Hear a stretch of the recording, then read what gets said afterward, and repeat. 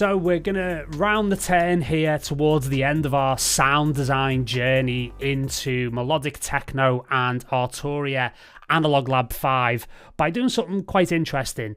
We're going to start off with a completely blank instance here of Analog Lab 5, and then we're going to do something quite unique in the process of creating an ARP, which will become a bit of a driving factor and a bit of a hook that we can use through this melodic techno track.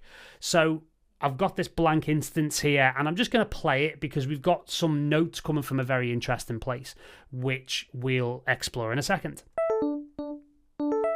So again, it's just the blank E piano as it loads up, and where these notes are coming from is this plugin called Hexel, which is an ADSR plugin, and I've been having an amazing time with it, actually getting these really interesting ARP, randomly generative, evolving melodic passages into my productions.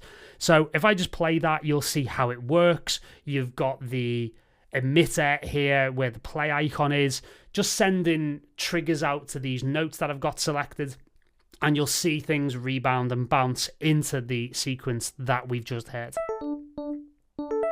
So you can see how things are bouncing back, redirecting, actually helping us to create a complex and quite interesting little melodic motif, shall we say. So this is what's going to be triggering the ARP that we're going to build. And what I want to do is I want to use a couple of instruments that I've not used in the rest of the course. So let's hit show all. And one that I'm really a big fan of that I've not used yet is the OPXA. And what I want to do with the OPXA is I want to try and find a plucked bass, if you will, that will allow us to play this ARP. So what we can do is audition one or two of these and see whether or not it works quite nicely for me. It's not bad. It's a lovely sound, might not actually fit the track. Let's go to AC2 bass. Again, with the pad, probably not going to work. Now, I actually really like this sound, but you've got that weird sort of ARP. So it's the Hexel playing the ARP, and then you've also got the OPXA probably doing some form of arpeggiating on its own as well. As you can see, it says old school pop bass sound with arpeggio. Mod wheel adds texture with noise while increasing the sustain of the filter envelope. So we can play around with that. Again, the descriptions here in Analog Lab 5, fantastic for hints on how to get the most out of the sound. So let's open that up. And as you can see, bang center, we just turn the controls off there for a second. You've got an arpeggiator. We can just turn that off, and now we can get that playing the actual sound. Really nice.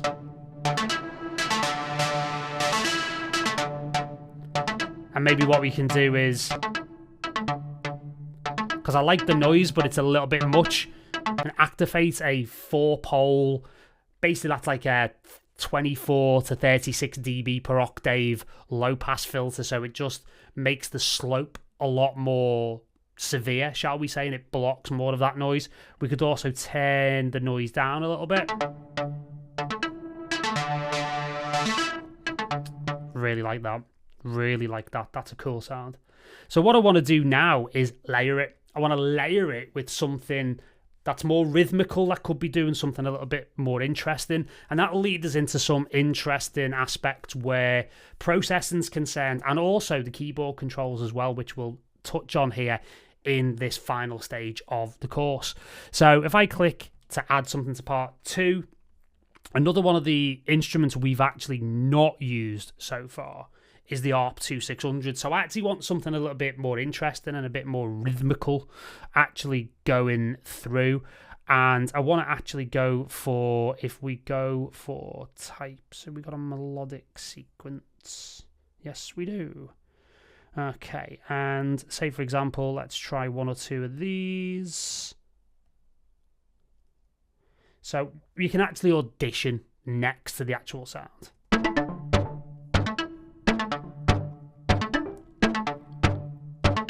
It's nice, but it's clashing with the sound. Let's try this African Rona sound.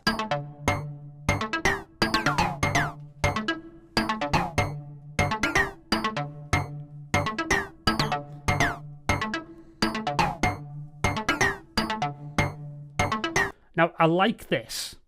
However, I want to tweak the sound a little bit and make it blend a little bit better. So what I can do here is click done. And now that's in our preset. And then I can open that up and I can edit it from here.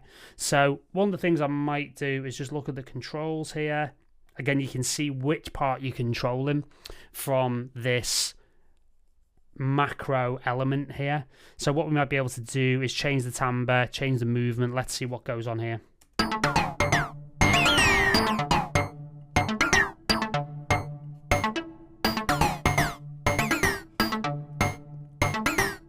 So we've got some nice, interesting sounds there, but what I want to do is actually kind of calm it down a little bit. And what I'm going to do is I'm going to go into the keyboard settings here and just go back into our mixer panel, if you will. And what we'll do is look at what kind of tools we have at our disposal here. So what we can do, we can actually transpose each part to make them work a little bit better. So say, for example, what we could do is take part 2, this African Rona sound from the ARP 2600, and drop it by an octave. And again, if we drop that in level,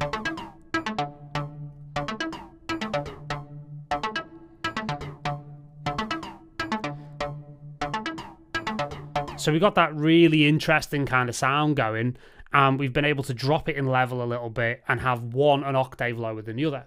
So that's a really, really nice element. The other thing you can do as well, which is useful for layering sounds and you want to be able to spread them across the keyboard, is that you could actually have a range or a zone set up for each part. So say, for example, if I wanted to drag this down so it was on, say, for example, C-2 to B2, and again, I could then drag the low part here up from C3 upwards. I could have them play on completely different notes and could trigger either one of them within this one instance. Now here, I do want them to actually sit together. So what I'd like to do, and I believe we've got a bit of a range of notes. So what I'm going to do is I'm going to set that up where we should be able to hear them both. If I put that to C1. In fact, we want to...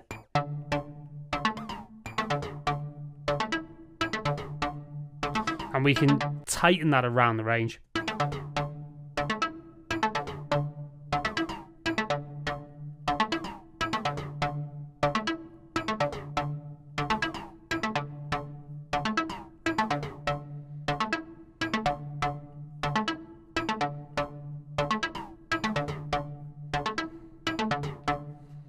Nice.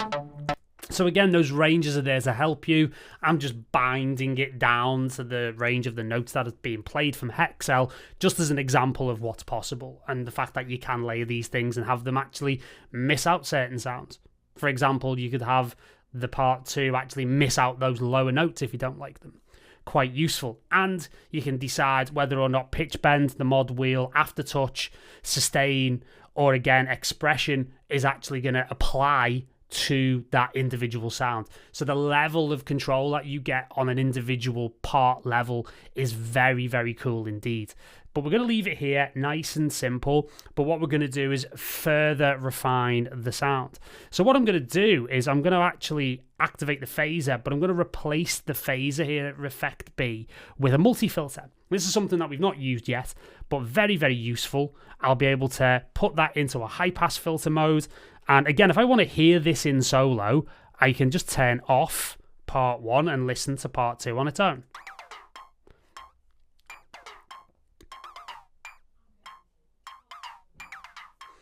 And therefore, you've got this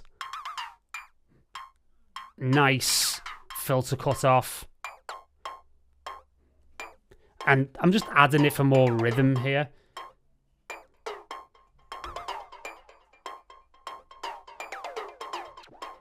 And I can add in some delay here.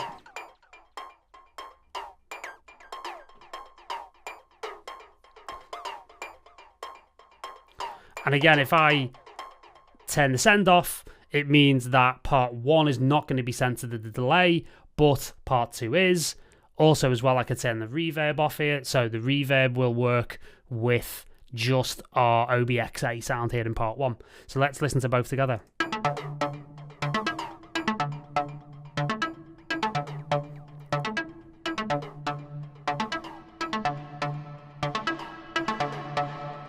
Nice drama there with the reverb. And again, I want that part 2 to be quite subtle in the background. So again, if I actually play just the part 2 with the rest of the track, you'll see exactly what I mean. And if I just turn this pad off so we can hear it a bit better.